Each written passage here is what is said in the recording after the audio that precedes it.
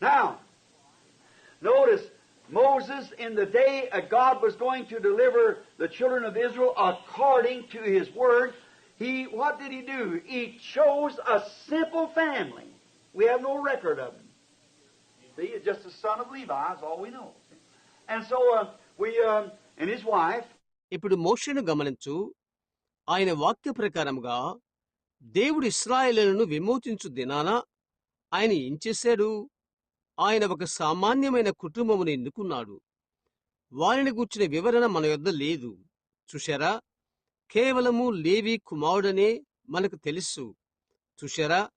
మరియు అతని యొక్క భార్య just an ordinary, probably a mud dauber, as the world would think, out there making brick for the enemy. He's just an ordinary slave in Israel. But God chose that family to bring forth the deliverer. Just an ordinary Jewish family. కేవలము ఒక సాధారణమైన వారు, బహుశా లోకము తలంచినట్లుగా మట్టిపూత పోయువాడు అక్కడ ఉండి శత్రువుకు ఇటుకలు తయారు చేస్తున్నాడు. అతడు కేవలము ఇశ్రాయేలులో సాధారణమైన బానిస. అయితే విమోచుకుని తెచ్చుటకై దేవుడు ఆ కుటుంబమును ఎన్నుకున్నాడు. కేవలము సాధారణమైన యూదా కుటుంబము. He never went and got royalty and celebrity or something, or even got some priest. He took a common, ordinary family. See? Simplicity. ఆయన వెళ్ళి రాజవంశములోని వారిని కాని, ఖ్యాతిగాంచిన వారిని కాని, లేక మరెవరనూ కాని తీసుకొనలేదు, లేక చివరికి పూజారిని తీసుకొనలేదు. ఆయన సామాన్యమైన సాధారణమైన కుటుంబమును తీసుకున్నాడు. చూశారా? సామాన్యత. Notice what he done then. He brought forth a child, a simple human being.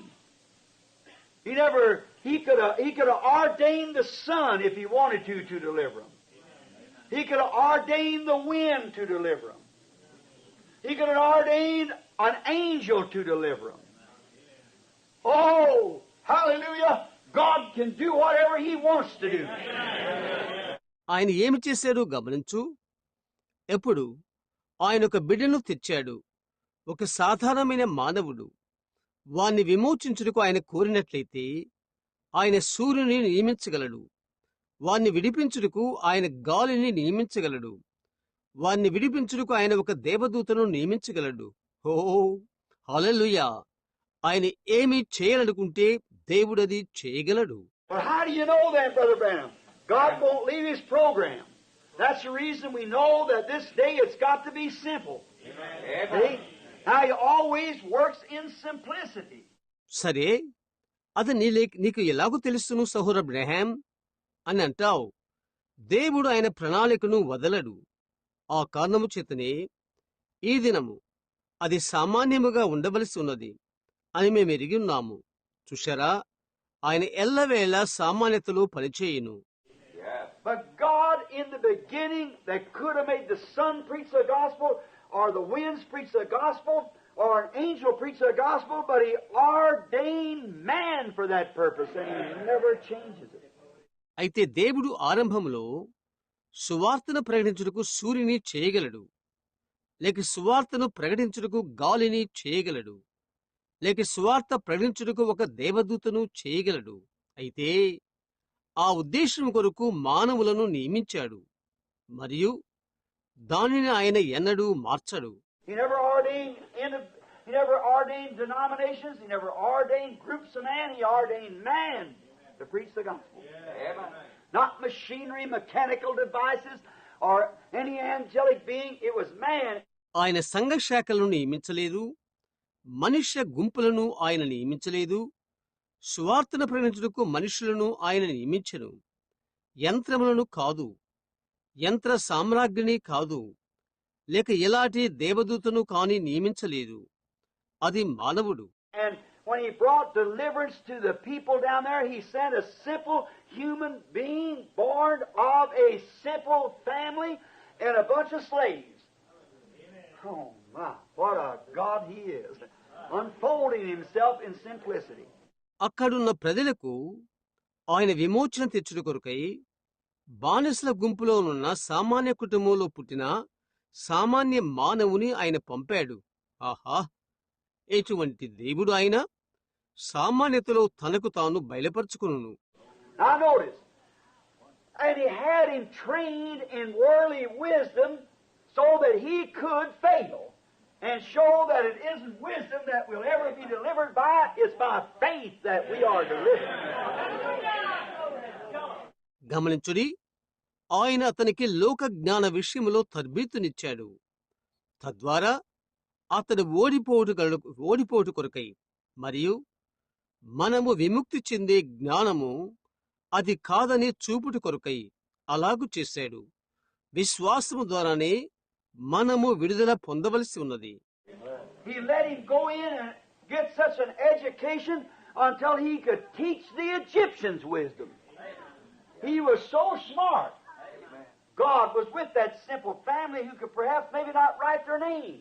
ఐగుప్తులకు బోధించునంతటి వానిగా, జ్ఞానమునిచ్చునంతటి వాడిగా, విద్యను అభ్యసించువానిగా ఆయన అతన్ని అనుమతించాడు. అతనెంతో తెలివైనవాడు. దేవుడు ఆ యొక్క సామాన్య కుటుంబంలో ఉండెను. బహుశా వారి పేరును వారు వ్రాయలేరేమో. And Moses was tuck into the highest of schooling with such a great education till he could teach the wisdom, the teachers. He could teach the genius. మోషే ఉన్నతమైన పాండిత్యాన్ని అభ్యసించాడు.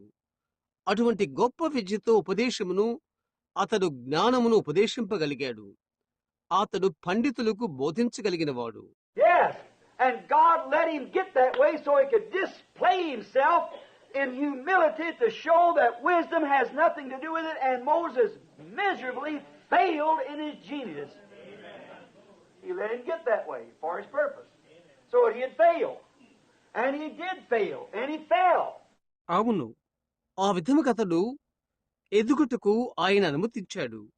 కాబట్టి దీనత్వములో ఆయన బయలుపరుచుకుంటానికై జ్ఞానం వలన ప్రయోజనమేమీ లేదని చూపుటకు ఆయన దీనత్వములో బయలుపరుచుకోగలిగెను. మోషే తన యొక్క మేధాశక్తిలో ఘోరముగా విఫలుడైపోయాడు. ఆయన ఉద్దేశము కొరకు అతడు ఆ మార్గమందు ఉండుటకు అనుమతించాడు.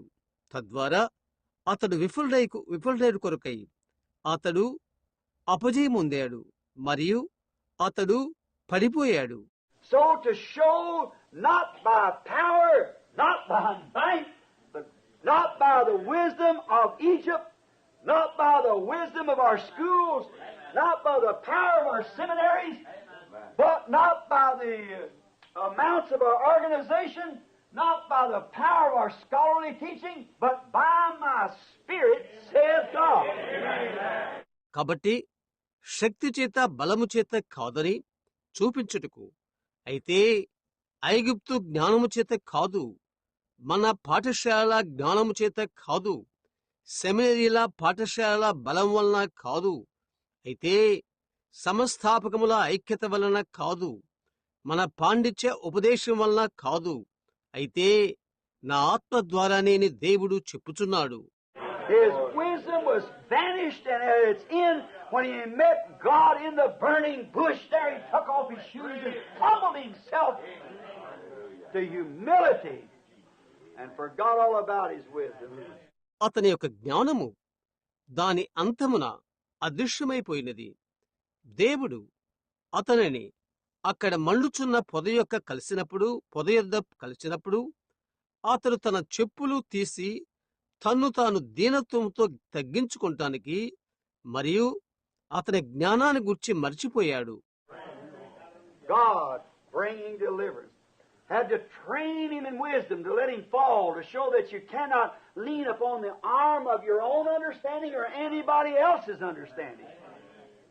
Let him fall to show his hand. Can you see it? దేవుడు విమోచనాన్ని తీసుకుని వచ్చును. జ్ఞానముతో అతనికి తర్బీతు ఇవ్వవలసి వచ్చెను.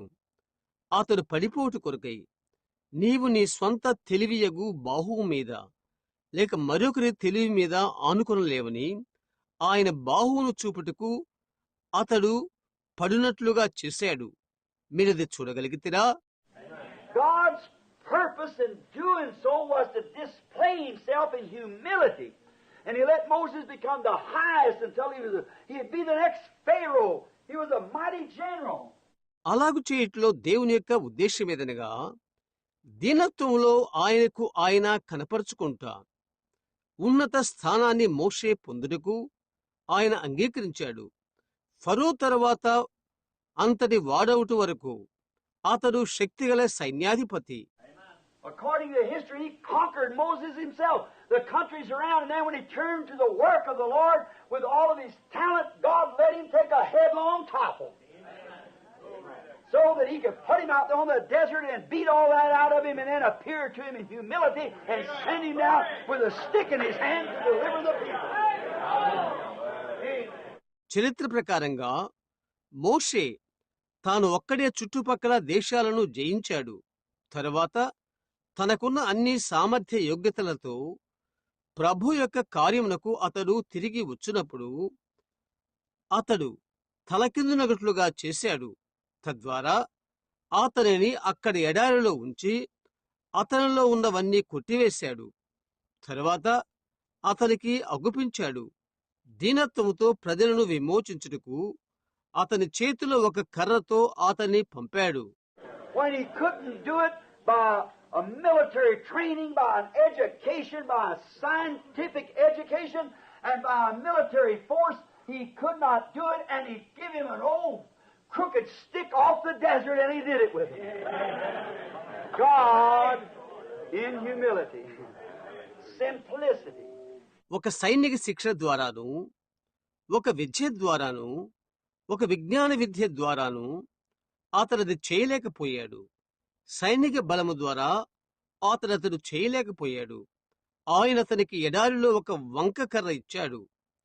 అతని ద్వారా ఆయన చేశాడు. దేవుడు దీనత్వములో సామాన్యతలో ఉంటాడు. God was in the stick and in Moses. And as long as Moses had the stick, then God had it because God was in Moses. Sure. Notice, not by power, nor by might, but by my spirit, but by the simple faith. దేవుడు ఒక కర్రలో మోషేలో ఉండెను. మోషే యొద్ద కర్ర ఉన్నంత కాలము అది దేవుని యొద్ద ఉన్నట్లే. ఎందుకనగా దేవుడు మోషేలో ఉండాడు. నిశ్చయం గమనించు, శక్తి చేత బలము చేత కాదు, నా ఆత్మ ద్వారానే. అయితే నా యొక్క చిన్న విశ్వాసము ద్వారానే. Moses had an understanding that he was to be the deliverer from the teaching of his mother. And he trained himself in military might to do so, but it failed. తన తల్లి యొక్క ఉపదేశం వలన మోషే తాను విమోచకుడు అవుతాడని అతడు గ్రహించుండెను.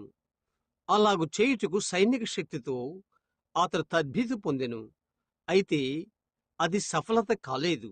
See, he had the understanding, he had the education, but that didn't work. So he had to forget it all and come to the simple thing of taking God at his word. And then he delivered the people. That's it. చూశారా, అతనికి తెలివి ఉన్నది, అతనికి విద్య ఉన్నది, అయితే అది పనిచేయలేదు. కాబట్టి అదంతా అతడు మరచిపోవలసి ఉండెను. మరియు సామాన్య స్థితియగు దేవుని ఆయన వాక్యమును తీసుకొని స్థితికి వచ్చి తరువాత ప్రజలను విమోచించాడు. అవునండి. God delivers by what? Faith in his word. Always has been. We could take a look if we had time. We got about 20-something minutes yet. We could take a look at Cain and Abel. How that Cain tried to please God by some beauty. దేవుడు విమోచించును దేని ద్వారా? ఆయన వాక్యమందలి విశ్వాసము ద్వారా. ఎల్లప్పుడూ అంతే. మనకు సమయం ఉంటే మనమది చూద్దాం. మనకు సుమారు ఇంకా 20 నిమిషాలు ఉన్నది. కయ్యూను మరియు హెబెల్ను చూద్దాం. ఒక విధమైన సౌందర్యము ద్వారా కయ్యూను ఏ విధముగా దేవుని సంతోషపరచాలని కోరినది. Another way, people think by great, fine dress congregations, by a priest with ministers with robed and robed choirs, and all the put on that pleases God. Can you see where it come from? Cain tried the same thing.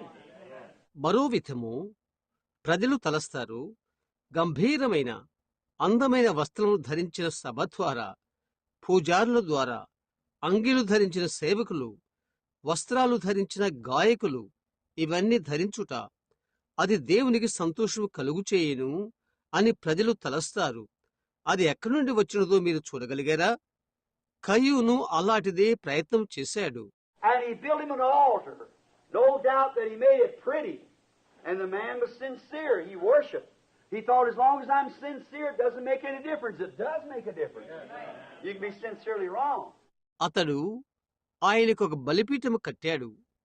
అతడు దాన్ని అందంగా తయారు చేశాడు అనటానికి సందేహము లేదు.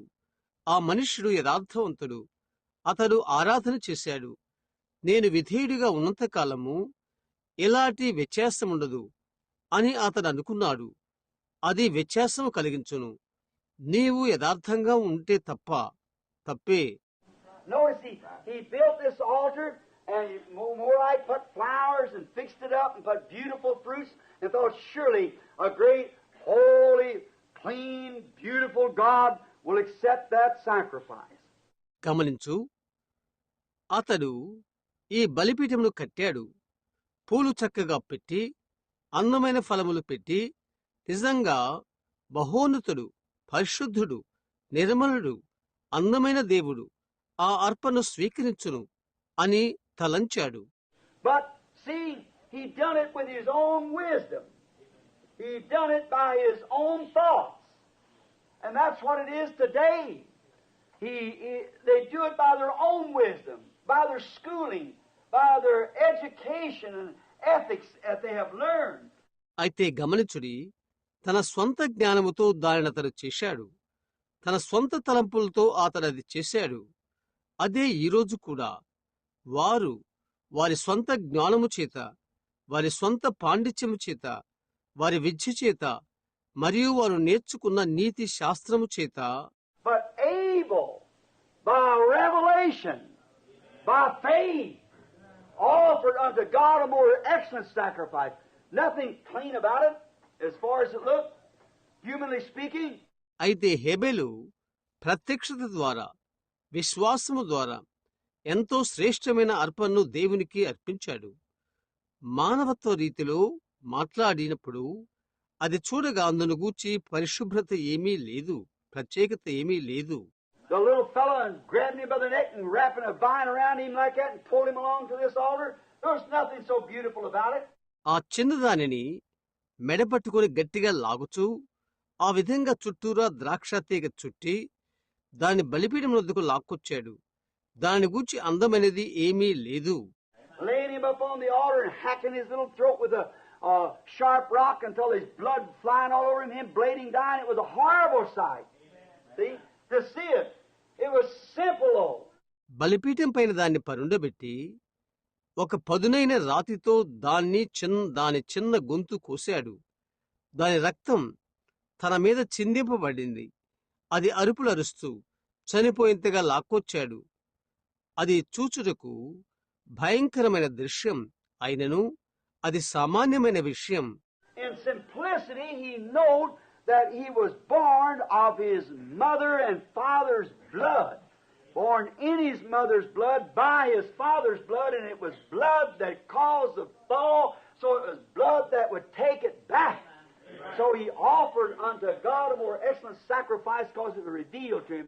సామాన్యతలో తన తల్లి యొక్క తండ్రి యొక్క రక్తమునకు తాను జన్మించాడని అతనికి తెలుసు. తన యొక్క తల్లి రక్తం వలన, తన తండ్రి రక్తం వలన అని తెలుసు. పడిపోవుటకు కారణమైనది రక్తము. కాబట్టి రక్తమే దానిని తిరిగి తెచ్చుటకు కారణమవుతుంది. కనుక దేవునికి శ్రేష్టమైన అర్పణను అతడు అర్పించాడు. కారణం అది అతనికి బయలుపరచబడెను. Some of the brethren today who think they eat apples and pears, and I've seen the most radical thing the other day in the paper. మరి కొందరు సహోదరులు వారు యాపిళ్ళు, పేరు వారు తిని ఉంటారని అనుకుంటున్నారు. గత దినం వార్తాపత్రికల్లో విపరీతమైన విషయం నేను చూశాను. They said now they prove that it wasn't an apple that Eve eat. That I think they claim it was an apricot. So, oh, see where that spirit comes from. హవ్వ తిన్నది వారు చెప్పారు యాపిల్ కాదని రుజువు చేస్తామన్నారు. అది apricot అని వారు అన్నారని అనుకుంటాను. చూడండి, ఓ ఎక్కడి నుండి ఆ ఆత్మ వచ్చిందో చూడుడి. And they said that Moses never crossed actually the Red Sea, that it was a bunch of reeds down there, a sea of reeds, and he brought the children of Israel through this sea of reeds. Up at the end of the sea, there's a big bunch of reeds up there. వారు అన్నారు, మోషే ఎర్ర సముద్రమును దాటలేదు. అవి అక్కడ రెల్లు కుప్పలున్నవి, రెల్లుగడ్డి సముద్రము. అతడు ఇశ్రాయేలును రెల్లుగడ్డి సముద్రం నుండి తీసుకుని వచ్చాడు.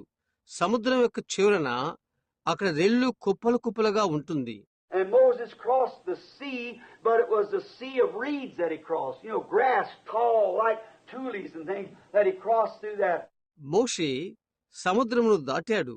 అయితే అతడు రెల్లు సముద్రాన్ని దాటాడు. ఎత్తైన గడ్డి మొదలైనవి అక్కడ ఉన్నవి. అతడు దాటాడని వారు చెప్తారు. How ridiculous when the water, the Bible says, parted from right to left, and God caused a mighty east wind to separate. ఎంతటి హాస్యాస్పదమది! నీళ్లు బైబిల్ చెప్తున్నది కుడి ఎడమలకు విభజింపబడెను అని, వేరుపరచుటకు బలమైన తూర్పు గాలిని దేవుడు పంపెను అని. అవునా? అవునా? They want to try to figure it out in their own way. And that's why they've always failed, and they'll continue to fail. You know, all these things. వారు వారి స్వంత మార్గాలలో అర్థం చేసుకుంటానికి ప్రయత్నం చేస్తున్నారు. వారు ఆ విధముగా ఎల్లప్పుడూ తప్పిపోయారు. వారు తప్పిపోతూనే ఉంటారు. ఇవన్నీ మీకు తెలుసు. Cain was a very type of the carnal-minded man today who's religious outwardly. He wants to do something outwardly, but he goes to church and he'll do lots of things for the building. ఎవరైతే పైకి భక్తిగా ఉంటాడో అట్టి ఈనాటి ప్రకృతి సంబంధమైన మనిషికి కయ్యూను ఒక పోలిక. బాహ్యంగా ఒకటి చేయాలనుకున్నాడు. అయితే అతడు ఆలయమునకు వెళ్ళును, భవనము కొరకు చాలా పనులు చేయును. There's only one church, and you don't join that. These are lodges. Okay? You join the Methodist Lodge, the Baptist Lodge, the Presbyterian Lodge, the Pentecostal Lodge, but you're born into the church. సంఘము ఒకటే ఒకటి ఉన్నది, అందులో నీవు చేరలేవు. ఇవన్నీ అద్దె ఇల్లు. చూశారా? నీవు మెథడిస్టు అద్దె ఇంట్లో చేరుతావు, బాప్టిస్టు అద్దె ఇంట్లో చేరుతావు, ప్రెస్బిటేరియన్ అద్దె ఇంట్లో చేరుతావు, పెంటికాస్టు అద్దె ఇంట్లో చేరుతావు. అయితే సంఘములో నీవు జన్మిస్తావు. అవునండి, చూశారా? These all are lodges. They're not churches. They're lodges. No such a thing as Methodist church or Pentecostal church. No, there isn't such a thing. ఇవన్నీ అద్దె ఇల్లులు. అవి సంఘాలు కావు. అవి అద్దె ఇల్లులు. మెథడిస్టు సంఘమని లేక పెంతికోస్తు సంఘమని లేవు. లేదు, అలాంటివి లేవు. No, that's all wrong. See, that's right. There are lodges that people join, but you're born into the church of the living God. And that's the mystic body of Jesus Christ being formed. లేదు, అదంతా తప్పు. చూశారా? అవునది నిజం. ప్రజలు చేరే అద్దె ఇల్లు అవి. అయితే నీవు జీవముగల దేవుని సంఘములో జన్మించావు. అది రూపుదాల్చుచున్న మర్మమైన యేసుక్రీస్తు శరీరము. Now, but it pleased God to reveal His secret to Abel by simple faith in the shed blood. Oh, I wish I had time to lay on that a little. See? Yet and Cain with all of his wisdom, the smart man. Oh, you say now, Brother Branham, you said you're trying to make him the educated genius? He was. He was the smart. అయితే చిందింపబడిన రక్తంలోనున్న సామాన్య విశ్వాసం వలన హెబెలుకు ఆయన రహస్యాన్ని బయలుపరచుటకు దేవునికి ప్రీతికరమాయెను. ఓహో, నాకు సమయముంటే కొద్దిసేపు దాని మీద ఉండాలని నేను ఆశపడుతున్నాను. అవును, అయినప్పటికీ కయ్యూను తన జ్ఞానమంతటితో ఉన్నాడు, తెలివైనవాడు. ఓహో సహోదర బ్రహాం, నీవు అతన్ని పాండిత్యము గల మేధావిగా చేయుటకు ప్రయత్నం చేస్తున్నావే అని అంటావు. అతడు అలాంటివాడే. అతడు తెలివైనవాడు. Follow his strain. Look at his children. Every one of them were scientists and doctors and smart men. Every one. But you follow the generation of Seth, they were humble peasants and farmers and so forth on down to the destruction. అతని వంశాన్ని చూడు, అతని బిడ్డలను చూడు. వారిలో ప్రతి ఒక్కరు శాస్త్రవేత్తలు, వైద్యులు మరియు తెలివిగలవారు, ప్రతి ఒక్కరు. అయితే షేతు యొక్క వంశావళిని చూడు. వారు దీనులు, వారు కాపరులు, వారు వ్యవసాయదారులు, అలాగూ నాశనమగు వరకు. But Cain's children were the smart intellectual group. They even they could temper copper and they make metals and builders, and they were smart men. When these other men just dwelt in tents and herded their sheep and rested upon the promises of God. అయితే కయీను యొక్క సంతానము తెలివైన వారు, జ్ఞానవంతులైన గుంపు. రాగిని కరిగించి లోహాలు తయారు చేశారు, భవనములు నిర్మాణం చేశారు. వారు తెలివైన మనుష్యులు. ఈ మిగతా మనుషులు గుడారాలలో నివసించేవారు. వారు గొర్రెలా కాచుకున్నవారు. దేవుని వాగ్దానం మీద ఆధారపడ్డారు. See where it was? Now just follow the genealogies down through and see if that isn't right. See? They rested upon the promise of God. అవునా? చూశారా? అది ఏమైండినో చూశారా?